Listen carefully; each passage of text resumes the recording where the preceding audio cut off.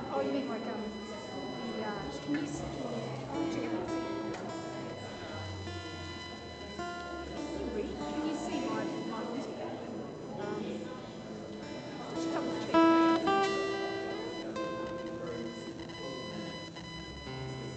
Yeah.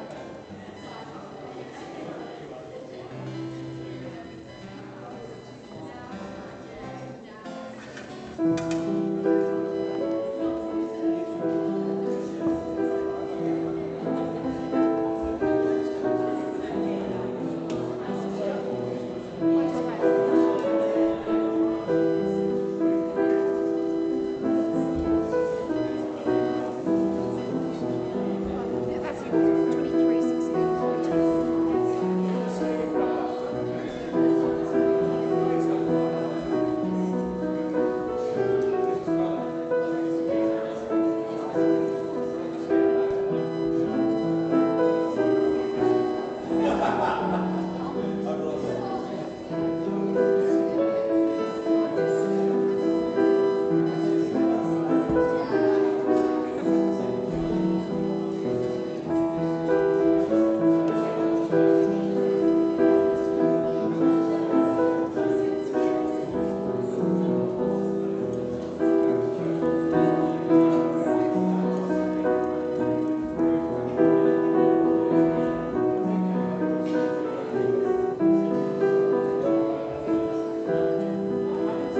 Yeah, I just after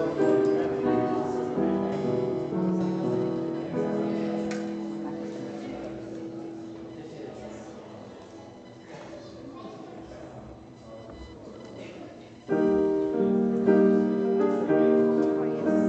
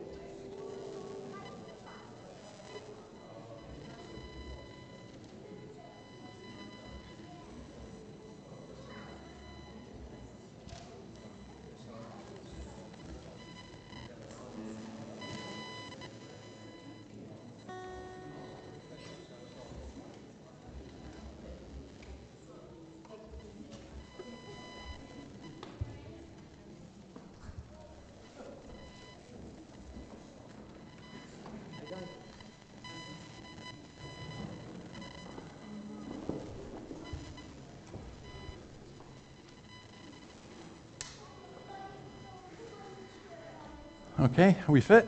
Yeah? Good. Good. Well, I would like to welcome you all to our Easter Psalm praise. What we're going to do, just to explain, it's a little bit different from what we would normally do. We're going to sing 4 psalms, and I explain what they are. And then Jeff Bullock is here, and he's going to sing a few songs, I think 3 songs, from his new album. And basically, that's how it works. So let me just begin with prayer. Lord, we ask that you would take away all the distractions of the cares of this world and enable us to worship you. We thank you for this day that you are risen. We thank you for all that that means. And we pray that you would bless us as we seek to worship you and honor you and glorify you. We ask this in your name. Amen. Now, we're going to begin with Psalm 23, the Town-In version. And what's that got to do with Easter? Well, you should be able to work that out. First of all, the Good Shepherd is Christ, but also this, because of what he has done, he is able to lead us by still waters and also through the valley of the shadow of death. So let's stand and sing this together.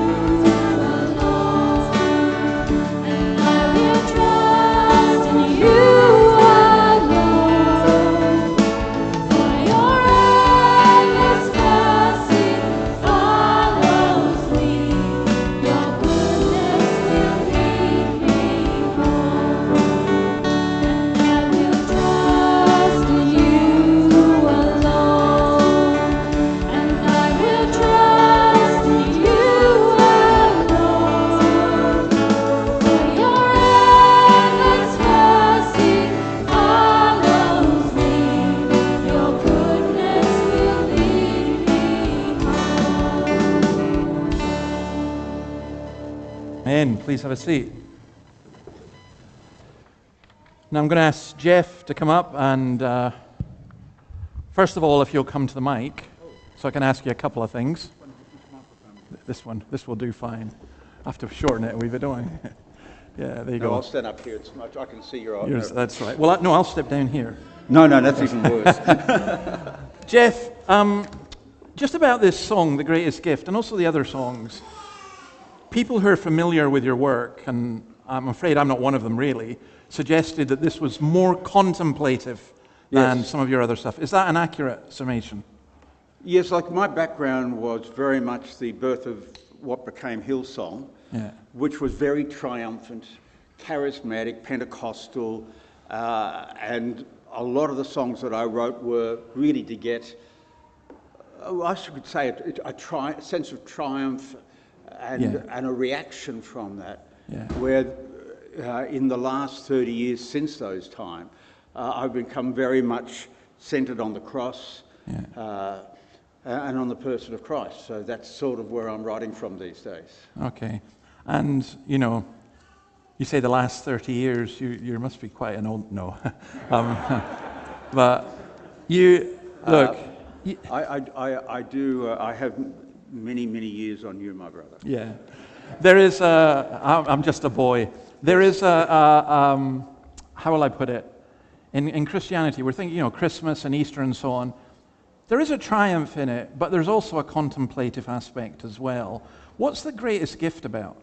Well, the greatest gift, I think, when I sing it, and I encourage you to read the lyrics, if anything, ignore me, because everything I do is lyric-based, and the melody follows it. But it's written in the first person, so it's actually Jesus speaking to us about the gift of his suffering on the cross. So this is very much a song that's centered on our Easter celebration.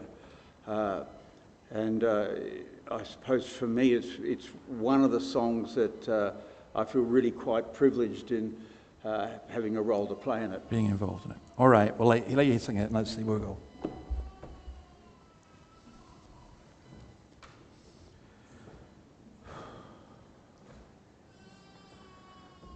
Wait till I get the words happening. You think that I would remember my words? But as we were talking about my age, this song, as I said, is it's a song that's, if you can picture yourself looking at the cross, this is what the song's about.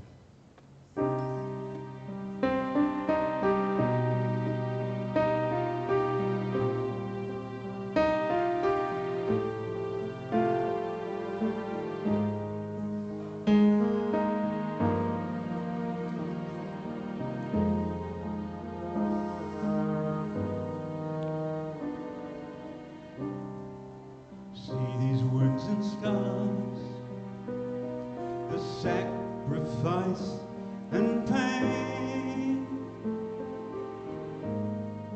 This is all for you,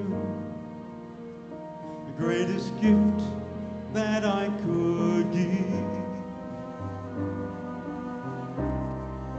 See my agony as death advances on me.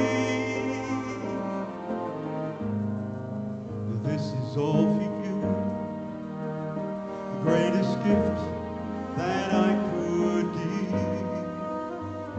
I am looking through time to rejoice at your birth, this precious treasure of infinite worth, gift that I carry in my flesh here for you. This precious treasure is done.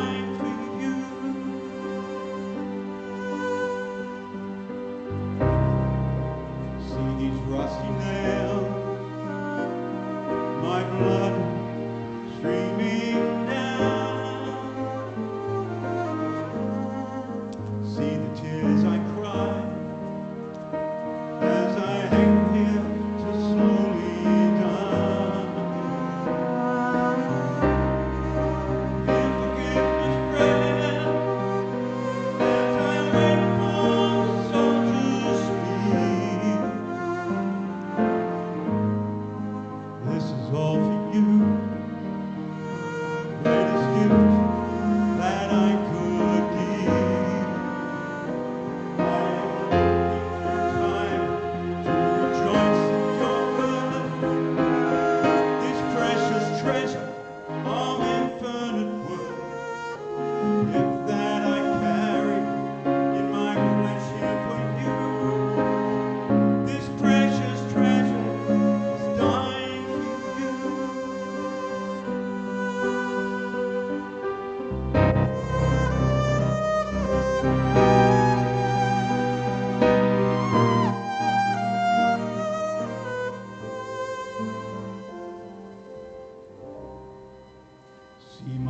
lifeless face, a portrait of pure grace. I'm broken, I am torn, I'm forsaken, and I'm forlorn. Love is overcome, it is finished, and it is done. I've risen, giving you the greatest gift that I could give.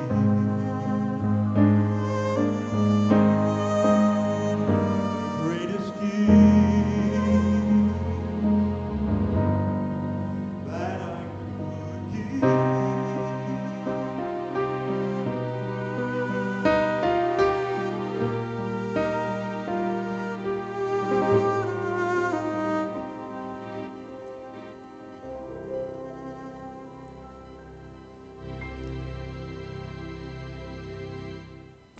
Amen. Amen.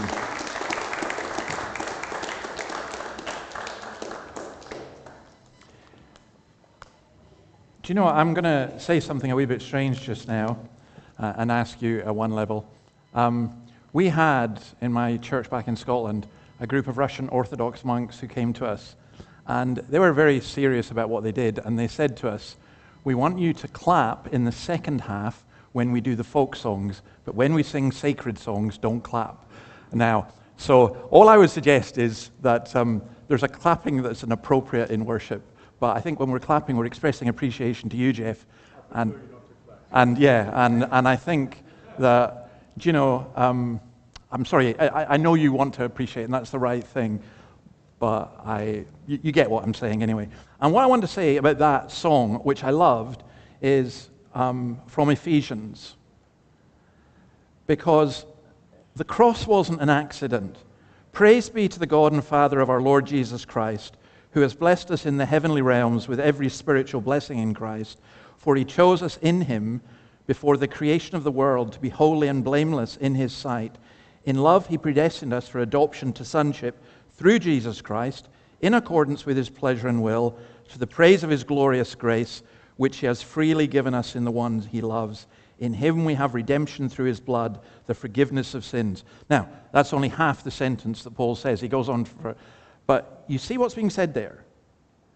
Christ, there's a covenant that God the Father and the Son and the Spirit make, and it was to save us. The cross wasn't an accident. Jesus came specifically to save us, and that is the gift. And it's the most wonderful and extraordinary thing.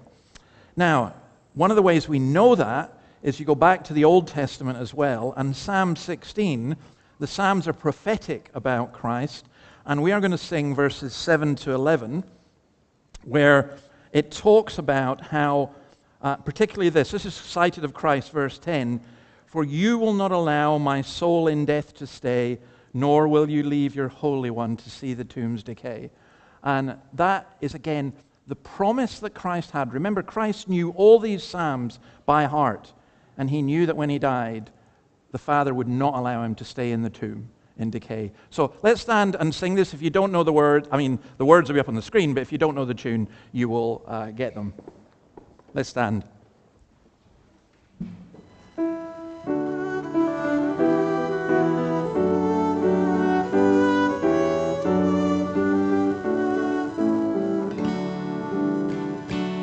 I'll praise the Lord my God, whose hands will guide my joys, and even in the night my heart will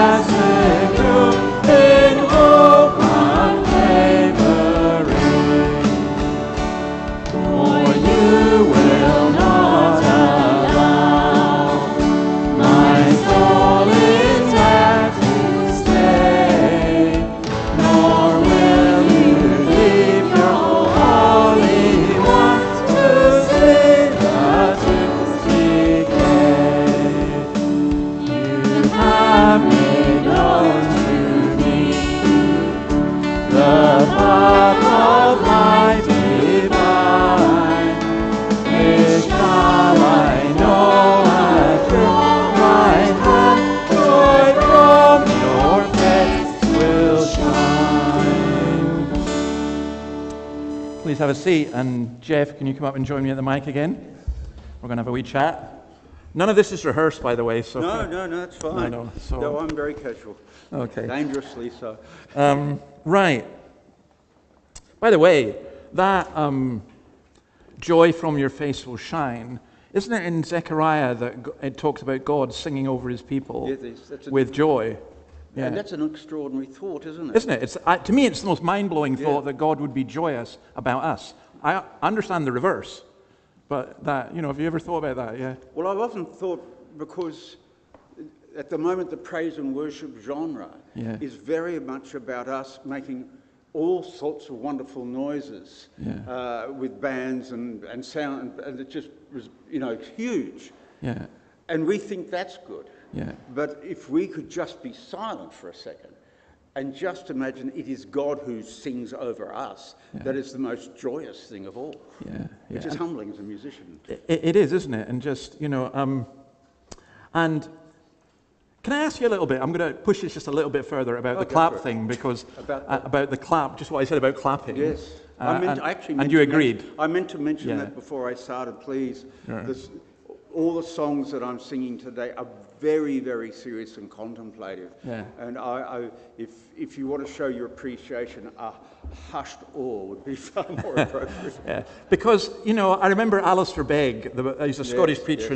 You know Alistair. Not personally. I heard Alistair at a conference say, "Now, I'd like you all, please do not clap." And they clapped him for asking that. I just thought, okay. This is great, whoa, and we do it. And I think, there's a place for clapping in church, of course, because we're clapping to the Lord. That's what I would say. And I think, so I want to ask you this. Yeah, maybe this is a bit brutal. I don't mean... No, be brutal. No.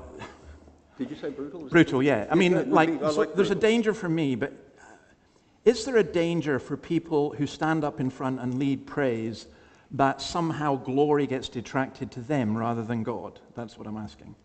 I think the whole thing is terribly dangerous. It scares me that there is a praise and worship genre that is now making hundreds of millions of dollars and making people very wealthy, to the point where if you want to have praise and worship, you invite some person who seems to be gifted by God to almost create praise.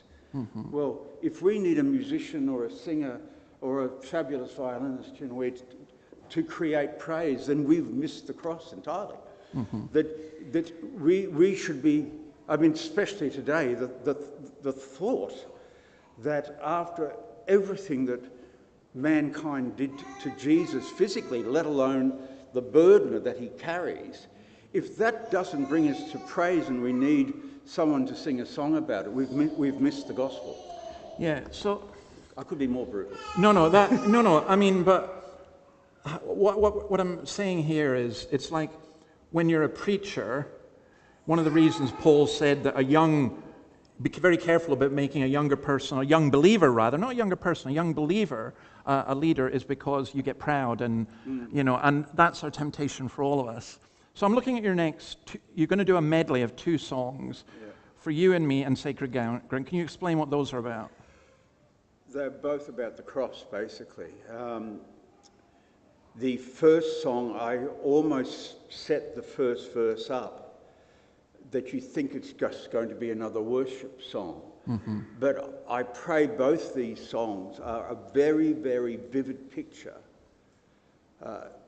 If you can give me a little liberty there. So often we say that Jesus died for our sins. It just rolls off our tongue. Mm-hmm. And yet there was a moment on August the 31st, 1997, when we heard about the death of Princess Diana, and we stopped in our tracks and grieved and mourned. And I longed to grieve and mourn more about just what God has done. And that is really what I'm trying to paint in lyrics and music. Okay. Well, I think that's very biblical. Just before, yeah, no. Just before you sing, the famous quote from C.S. Lewis, which I've always loved. He said, worship was like dancing shoes, that if you notice your shoes, you're not dancing. And if you're noticing all the musicians and everything else, you're not worshiping. The musicians assist us to worship, and the lyrics help us, lift us up to worship God, and that's the priority. So please. I pray that you forget my song today and see Jesus. Absolutely.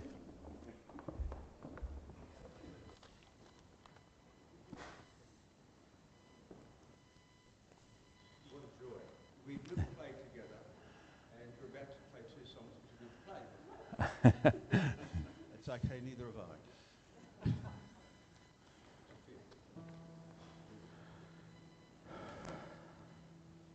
I pray you sing.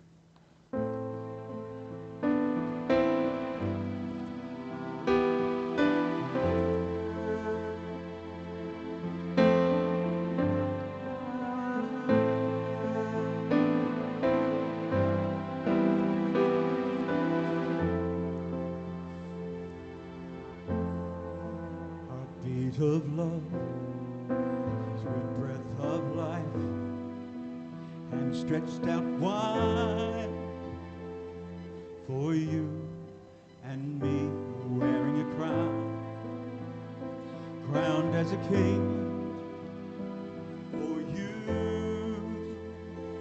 and me.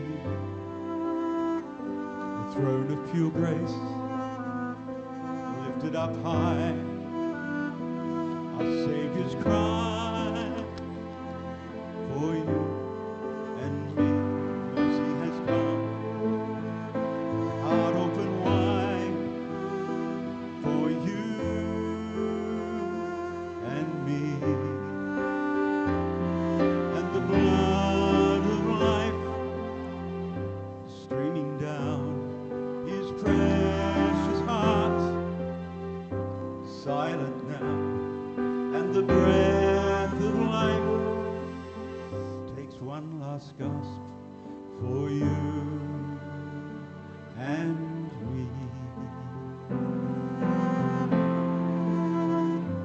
Rejected alone, insulted, disowned, now lifeless now for you and me. Darkness descends, the veil torn in two for you and me.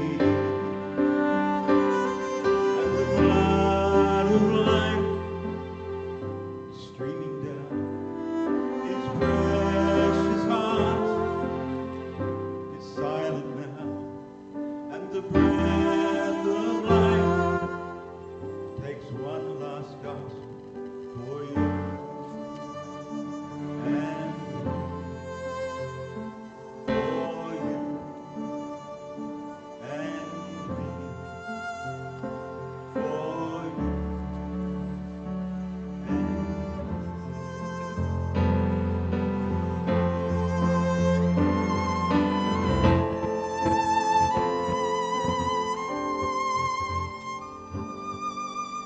all the blood of sacred ground, all the broken body there, all the light and life to be reclaimed by the blood on sacred ground. All his blood on sacred ground, all his flesh torn, cast aside. We are bloody, we are broken by the blood on sacred ground.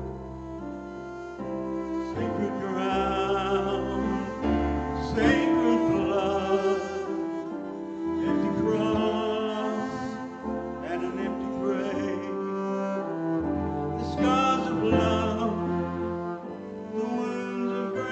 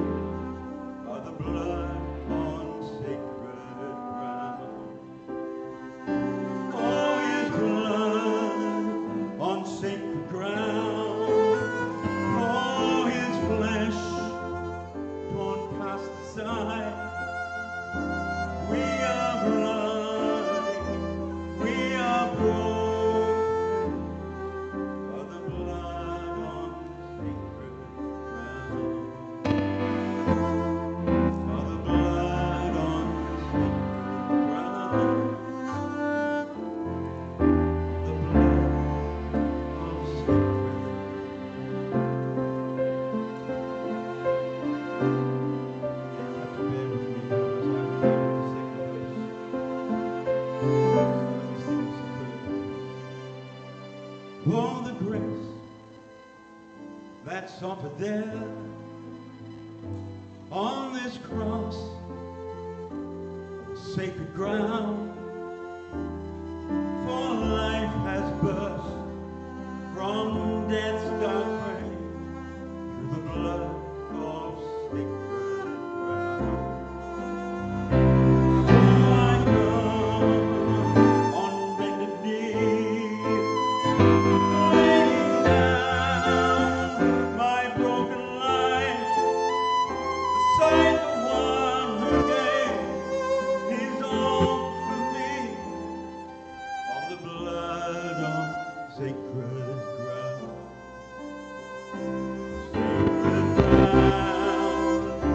Sacred ground, sacred blood, empty cross and an empty grave, the scars of life, the wounds of grace,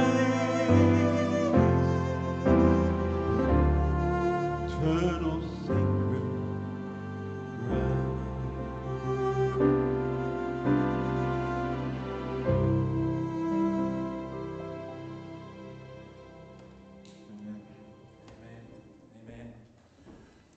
Let me see this. This is where it's just really beautiful. Because to the Jews, the cross was cursed ground, not sacred ground, not holy ground. It's the opposite.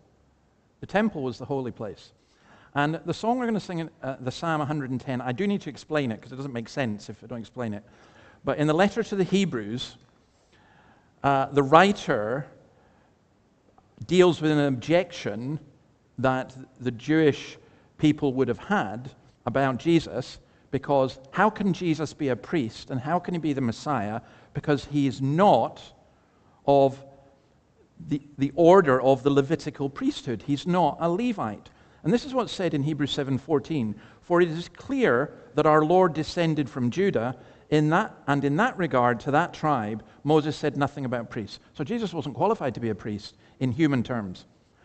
And what we have said is even more clear if another priest like Melchizedek appears, who's become a priest not on the basis of a regulation as to his ancestry, but listen to this, but on the basis of the power of an indestructible life. But he was killed, but he rose from the dead. Christ's priesthood is based on the fact that he rose from the dead. And that's why he's a better priest.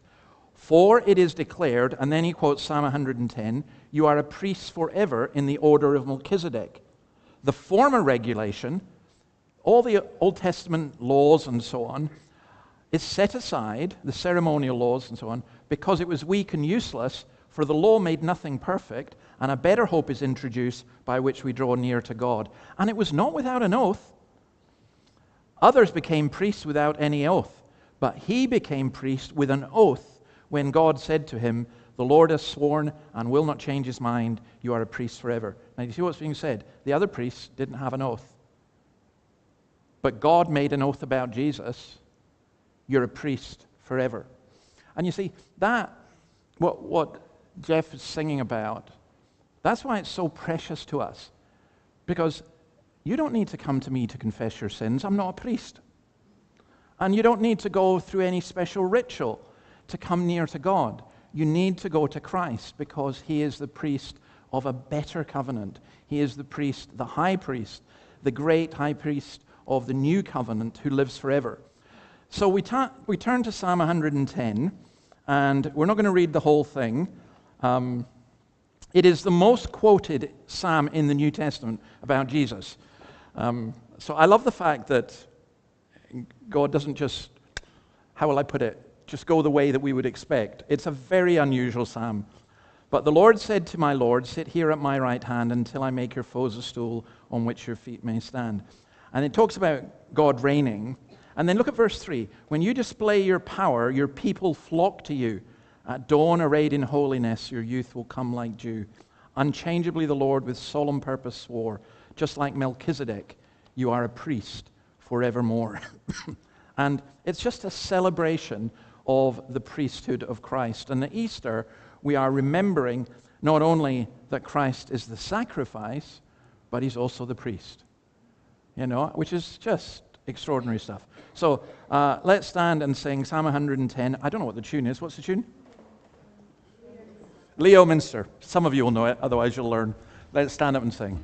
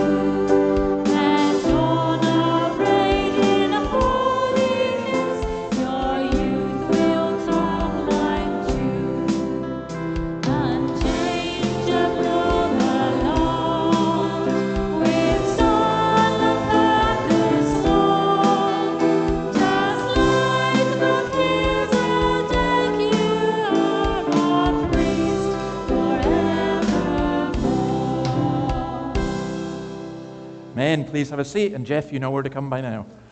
So, come on. No, here. I said you know where to come by now, and you didn't know. Oh. It's just my office. It's your age, I forgive you. Oh, I know. Thank you, Bruce. Do you know, when you're an order of the priest of Melchizedek, or priest of the order of Melchizedek, sometimes God gives us words, and we read that Jesus taught in parables that were actually quite difficult for people. And I'm wondering sometimes if there's a temptation. I mean, it's nice to have simple things that we can sing as well, that we understand. But I wonder if there's a temptation sometimes to dumb things down, even as a songwriter. Is that? Oh, gosh, yes. There are songs of my past that I just wish were never sung and never written. And you probably know a lot of them.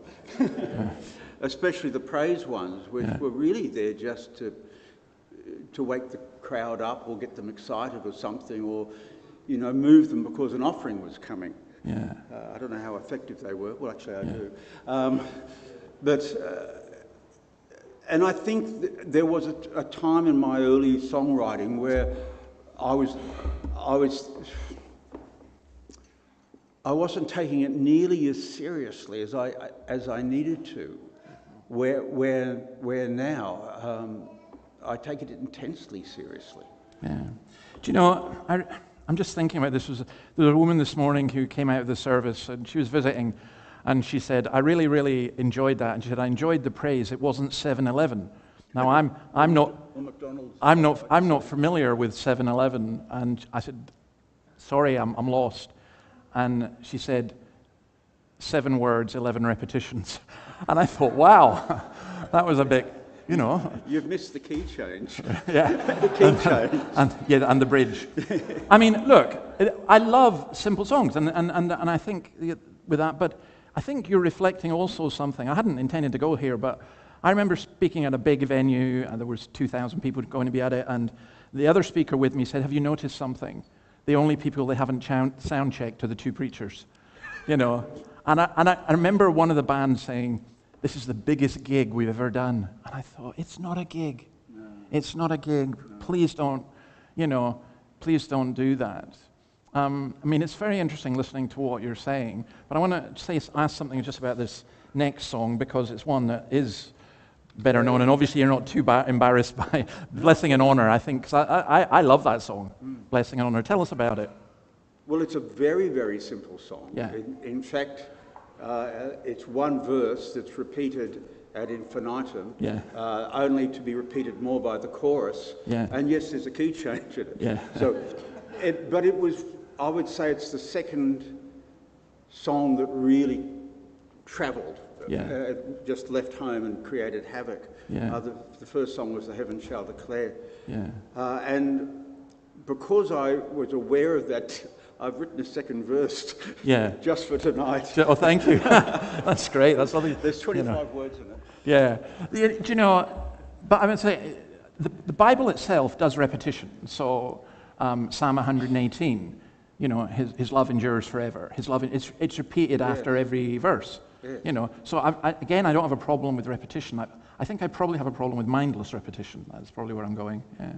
Well, the danger is, for me, having come from what was a very Pentecostal church in its infancy, then it became more charismatic, and then it became global, and then it just became merchandised. Mm-hmm. And if they want to take offence at that, well, that's well and good. That you can lose the object of everything mm-hmm. in the methodology mm-hmm. until the words are just lyrics. Yeah. But by the way, that's true of preachers as well, because we you know, techniques and style and everything else, and it can so easily become about ourselves. You know, I'm reminded of another story. I've too many stories, but about this old minister, very traditional minister in my church. You know, he's always had dog collar and black, and he usually went to a charismatic church at night near his home because it was quite a distance away. And his wife told me that one time the band had been singing "I Will Sing of His Love Forever," and they kept repeating it. And Murdo shouted out in a very stage whisper, "Well, I didn't think we were going to take this literally." You know. And that can happen, and yet there are also times, and this is, I want to leave you with this, so there are times where, I don't know, something happens, and you get lost in wonder, love, and praise, isn't there? There are times, I'm going to ask if you've experienced that, I'm assuming you have. See, this is a really difficult question, because I know there were times that I got really lost in the praise and worship. But as a musician and a lover of music, I have to ask myself, was I lost in the object of the praise and worship, or was I lost in the praise what you were doing, worship? Yeah. And again, we go back to clapping and applauding. Yeah. The silence, I think,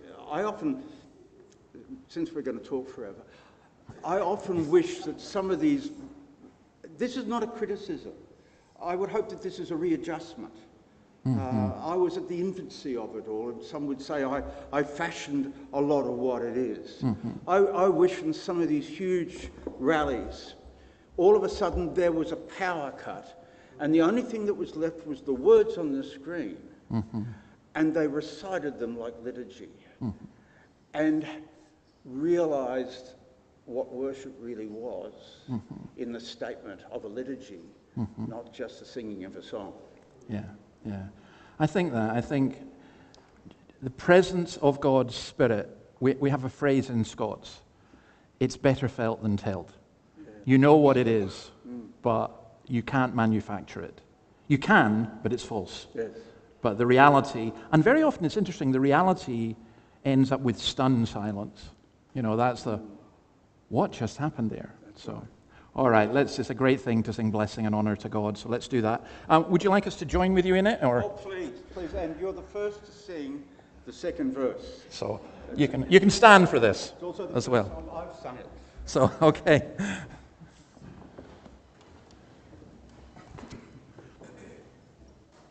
better find it so it's not very hard to remember.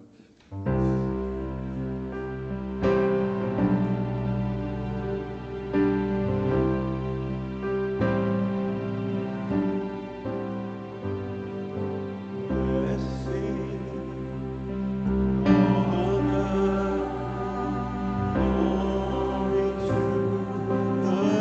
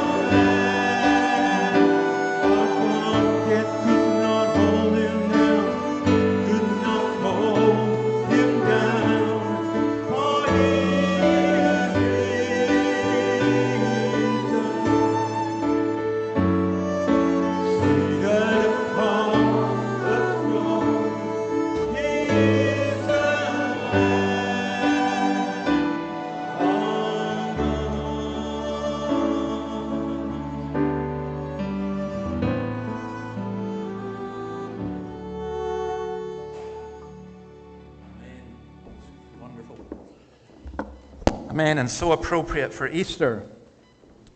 Now, even in all that we've been talking about and how we worship God through sung praise, we're going to try something. Joe, do I have the nod for this, by the way? You're okay for it, yeah? Yeah. We're going to try something that if we could get this, I would sing this. First of all, we'll sing it at every communion. For me, there's a man called George Thompson, and he was a minister in Edinburgh in the 19th century, and at that time, the church only sang a cappella psalms. And they had certain tunes, and they used to talk about the tyranny of the 6 tunes. So repetition is not anything new, that kind of problem. And so he thought he would write a tune that he thought was a simple tune, and it's actually one of the most complex tunes you can get. But once you get it as a congregation, and once you learn to sing parts, to me, it's like heaven. So what we're going to do is we're going to sing Psalm 24 from verse 7 to verse 10 to the tune St. George's Edinburgh. But what I'm going to ask is that the choir, are we singing this a cappella or with piano? With piano, okay. So good. So I'm going to ask the singers to come up, and I'm asking them to sing it all the way through, because we've got time. You can do that. We will listen. And then the congregation can join in. And if you know how to sing parts, feel free to do that as well. I'm afraid I don't. So you sing it all through, and then we'll repeat it. 3, 4, 1, 2. Ancient gates, lift up your heads, you doors be open wide, so may the King of glory come forever to abide. But who is this exalted King? What glorious King is he? It is the Lord of strength and might, the Lord of victory. It is the Lord of strength and might, the Lord of victory. You ancient gates, lift up your heads, you doors be open wide, so may the King of glory come forever to abide. But who is this exalted King? Who can this sovereign be? The Lord Almighty, He is King of glory and not He. The Lord Almighty, He is King of glory, not He. Alleluia, alleluia, alleluia, alleluia, alleluia.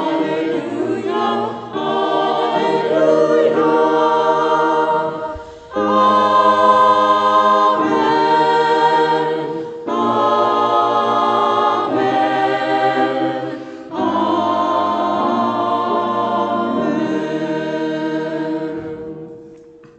Great. Now we're all going to sing it in a minute, but just to explain, this is why this is such a wonderful song for Easter, because what this is about is Christ, the image of Christ, ascending to heaven and being welcomed into heaven by the angels in wonder, cheering and applauding, dare I say it, and just rejoicing that he's done it. And you remember on the cross what Jesus said at the end? He said, "It's finished." And that's a way of Psalm 20. At the end of Psalm 22, it said, he's done it. He did it. Christ did it. And that's what we remember on Easter. And it's not just that Christ rose from the grave, but Christ ascended into heaven where he was welcomed with this great glory. So we sing this, and we sing it to our exalted Savior. Let's stand and sing, please. You ancient gates, lift up your heads, you doors be open wide, so may the King of glory come forever to abide.